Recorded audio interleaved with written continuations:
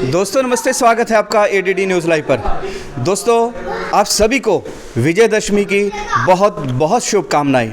मैं एमसी योगी आप सबका स्वागत करता हूं और शुभकामनाएं आपको देना चाहता हूं आज, क्योंकि आज विजयदशमी है। दोस्तों त्यौहार को कई तरीके से हम मनाते हैं, कई तरीके से लोग मनाते हैं त्योहारों को, और आज का जो तरीका है एक नया ही तरीका हम दिखाएंगे आपको कि विजयदशमी का त्यौहार जो है इस प्रकार से भी मनाया जा सकता है। एक टीम यहाँ पर बैठी हुई नज़र आएगी आपको, और उस टीम ने विजयदशमी को कैसे मनाया है हम उनसे बात भी करेंगे। और आप देख सकते हैं ये हथियार, मैं कहना चाहूँगा कैमरामैन से कि एक बार जो अस्त्र शस्त्र हैं ये यहाँ पर आपको नज़र आ रहे हैं। और विजयदशमी जो है वो शस्त्रों के पूजन का त्यौहार जो है वो बताया जाता है, और इसका ठीक जो स्वरूप क्या है, किस प्रकार से हम जानेंगे आज इस टीम से। इन्होंने इस त्यौहार को जो है बड़ी धूमधाम से मनाया है, बात करना चाहेंगे इनसे। स्वागत है जी आपका एडीडी न्यूज़ लाइव पर। रणवीर सिंह जी हमारे साथ हैं जी। नमस्ते जी। आज विजयदशमी का त्यौहार है और आर्य समाज बड़ा गांव ने ये निर्णय लिया कि हम लोग धूमधाम से हर साल की तरह इस त्यौहार को मनाएंगे। तो ये क्षत्रियों का त्यौहार है, जो हमारी वर्ण व्यवस्था है, जो कर्म आधारित व्यवस्था है, जो कर्म से देश की सुरक्षा के लिए मन से, तन से, धन से हरदम तैयार हो, वह क्षत्रिय कहता है। गुण क्रम स्वभाव से वह क्षत्रिय होता है। तो जो रक्षा करने में सक्षम हो वह क्षत्रिय है। तो इन क्षत्रियों का त्यौहार है। हर वर्ष क्षत्रिय सनातन परंपरा है, सनातन काल से, अनादिकाल से, जब से सृष्टि की शुरुआत हुई है, जब से सुरक्षा की आवश्यकता पड़ी है, तभी से क्षत्रिय इस त्यौहार को मनाते आए हैं। हर वर्ष इकट्ठा होते हैं और इकट्ठा होकर इस त्यौहार को मनाते हैं। आसपास की सीमाओं की रक्षा कैसे हो, अपने देश में, समाज में व्यवस्था तय कैसे हो, ये सब तय करते हैं, मिलजुल कर मंथन करते हैं। यह त्यौहार विजयदशमी का त्यौहार इसलिए मनाया जाता है। और समाज में एक परंपरा और प्रचलित है, श्री राम जी के समय से बुराई पर अच्छाई की विजय के नाम से भी विजयदशमी का त्यौहार मनाया जाता है। रावण जी का पुतला दहन किया जाता है। लेकिन जो वैदिक व्यवस्था है वो ये है कि रावण से पहले भी, श्री राम जी से पहले भी क्षत्रिय हैं थे देश में। क्षत्रियों ने पहले भी यह त्यौहार मनाया है। क्षत्रियों का विशेष त्यौहार है। तो ये श्रेष्ठ लोगों का त्यौहार है। श्रेष्ठ लोगों को मनाना चाहिए, अच्छे लोगों को मनाना चाहिए। बुरे लोग अगर मनाते तो बुरे लोगों का पुतला क्यों दहन किया जाता। तो अच्छे लोगों को मिलजुल कर अपना सामर्थ्य बढ़ाने के लिए ये त्यौहार मनाना चाहिए। क्या ये किसी जाति विशेष का त्यौहार है, केवल क्षत्रिय का बता रहे हैं? देखिए, ये सनातन परंपरा का त्यौहार है, वैदिक त्यौहार है। यह क्षत्रियों का त्यौहार, मतलब जो कर्म से क्षत्रिय हैं उनका त्यौहार है। और गुण क्रम स्वभाव से और जो विद्या अर्जित करके क्षत्रिय माने जाते हैं, वर्ण व्यवस्था में जो क्षत्रिय हैं, वास्तव में देश की सुरक्षा वो कर सकते हैं, देश के लिए अपना बलिदान वो दे सकते हैं। और उनको यह त्यौहार जरूर मनाना चाहिए। विद्या अर्जित करनी चाहिए, वर्ण व्यवस्था को जानना चाहिए और अपने व्यसनों को त्याग कर तपस्या से जीवन को उच्च करके आदर्शवादी बनकर अपने आप को क्षत्रिय बनाकर और इस त्यौहार को मिलजुल कर मनाना चाहिए। तो जिस प्रकार का आज स्वरूप है, जो बिगड़ा हुआ स्वरूप आज हम कह सकते हैं एक तरीके से, लोग जो हैं आज के दिन दारू भी पिएंगे, खूब मस्ती करेंगे और अलग अलग तरीके से जो वो लोग जो है अपना एंजॉय करते हैं, क्या उस तरीके से भी त्यौहार नहीं मनाया जाता? देखिए, त्यौहार को अगर बिगाड़ना हो तो इस तरह के व्यसन समाज में अगर आ जाते हैं तो त्यौहार बिगड़ जाता है। प्रत्येक त्यौहार का स्वरूप बिगाड़ दिया गया है, क्योंकि हम विद्या में नहीं हैं, हम स्वाध्याय नहीं करते, हम ग्रंथों को नहीं पढ़ते, हम अपने पूर्वजों से प्रेरणा नहीं लेते, हम अपनी मर्जी से मैनिपुलेट कर देते हैं। जैसे अंग्रेज़ों ने हमारे बीच में यह पाश्चात्य संस्कृति घुसाई, हमारे व्यवस्थाओं को, हमारे त्योहारों को केक आदि काटने से, पार्टी आदि कर लेने से, डीजे पे मस्ती आदि कर लेने से, होटलों में नाचने गाना, इस तरह की परंपराएं हमारे बीच में घुसाई। हमारे त्यौहार और हमारा जो सेलिब्रेट करने का जो हमारी व्यवस्था थी उसको छिन्न भिन्न कर दिया। वरना हम हर त्यौहार पर, हर रिटायरमेंट पर, हर खुशी पर, बच्चा होने पर या हम शादी विवाह में हम यज्ञ करते थे। और यज्ञ कर हम समाज में एक प्रेरणा समाज को देते थे कि हमें दान करना चाहिए, वातावरण को शुद्ध करने के लिए यज्ञ करना चाहिए और इस तरह के सात्विक कार्यक्रम हमें सेलिब्रेट करने चाहिए।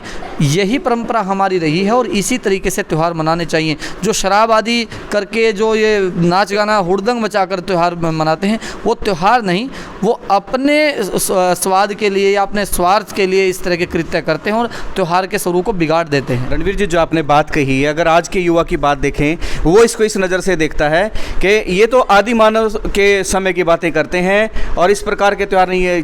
फिर वो चिल कैसे करेंगे? वो चिल करना चाहते हैं। आज का युवा है वो चिल करना चाहता है। वो चिल कैसे होगा उनका? देखिए, ये सत्य सिद्धांतों पर आधारित बातें हैं। सत्य सिद्धांत का मतलब है कि हमें सत्य बोलना चाहिए, हमें सात्विक भोजन खाना चाहिए जिससे स्वस्थ हम रहें, हमें माता पिता की आज्ञाओं का पालन करना चाहिए। जो ये सिद्धांत होते हैं, ये सृष्टि की शुरुआत से लेके अंतिम तक शाश्वत रहते हैं। ये ज्यों के त्यों रहते हैं। अगर ये जीवन में हैं तो जीवन उच्च रहता है। इसका मतलब ये नहीं है कि कोई अनादिकाल से कोई सिद्धांत है और वो जब सृष्टि की अंतिम समय या बीच का मध्यकाल हो उसमें बदल जाता है। सिद्धांत रहता है। हाँ, जीवन जीने का तरीका, राजनीति करने का तरीका समय समय पर बदल सकता है, लेकिन सिद्धांत शाश्वत होता है। 2 दूनी 4 भारत में भी है, 2 दूनी 4 ही अमेरिका में है, 2 दूनी 4 ही हर देश में लागू है। कोई भी इसको नहीं काट सकता। ऐसे ही सिद्धांत, ऐसे ही इस तरह के त्यौहार, यही परंपराएं जो हमारे लिए ज़रूरी है, हमारी ज़रूरत है, वो हमें ऐसे ही रखनी चाहिए। इसको बदलना, इसका मतलब है कि मैनिपुलेट करना। कोई भी व्यक्ति अगर इसको मैनिपुलेट करेगा तो ये नुकसानदायक होगी। मतलब उन लोगों को सिद्धांत सीखना रहेगा जिनके मन में चिल करने की इच्छा रहती है, जो हुड़दंग करना चाहते हैं, जो मस्ती करना चाहते हैं, उनको फिर सिद्धांत को सीखना पड़ेगा। बिल्कुल, उनको विद्या अर्जित करनी चाहिए। उनको रामायण, महाभारत, मनुस्मृति, सत्यार्थ प्रकाश, आर्ष ग्रंथों का स्वाध्याय करना चाहिए। उनको सत्य और असत्य को पहचानना चाहिए। आत्मा इतना सक्षम होती है जब उसके सामने सत्य और असत्य रखा जाता है, तो ऋषि दयानंद जी कहते हैं कि आत्मा सत्य और असत्य में जो भेद होता है उसमें उसको करने में सक्षम होती है। ईश्वर ने उसको इतना सामर्थ्य दिया है, मस्तिष्क दिया है। अगर उसको सत्य और असत्य बताया जाए तो वो सक्षम है, वो उसको ठीक उसका अनुमूलन कर सकती है। तो हमें विद्यार्जित करनी चाहिए। एक 2 दिन का सत्र हमारा लगता है हमारे संगठन में, जिसको हमने भी लगाया था 8 साल पहले, मैंने उसको अटेंड किया था।